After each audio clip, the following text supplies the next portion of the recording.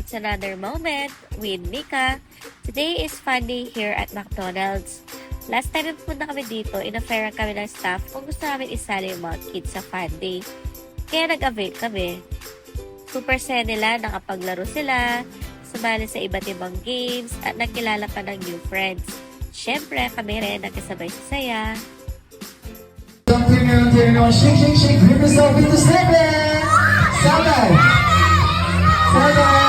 Kailangan ko ng 7 sa isang group. 7! Ay, ay, ay, 7! 7! 1, 2, 3, 4, 5, 6, 7. Ayan, 7 na sila dito. Wala na. Dahil dyan, better luck next time. Upo muna po tayo. Maglalaro pa tayo in the next game. Ayan, better luck next time. Sigaw muna tayo na maglalaro tayo next time. Yan, yung mga natirang 4, dito tayo. We're resulting to 4! 4! 4, ay! Narina lang sila dito.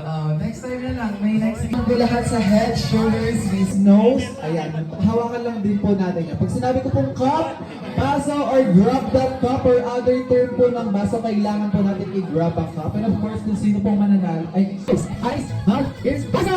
Ayan, ganyan lang po ang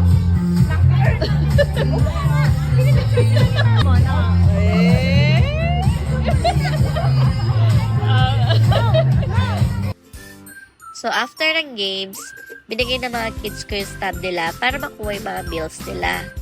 Tapos, nakita nila si Grimace. Nagpa-picture taking sila. After nun, binigay din nila yung mga stub nila para makuha na yung mga notebooks at pencil case. Tapos, meron sila picture taking kay Grimace. For only 250 per child, included na yung bill, games, notebook, at pencil case. Sulit na sulit, especially seeing how happy the kids were. Definitely a fun family bonding experience. Uulitin namin ulit to. Bye!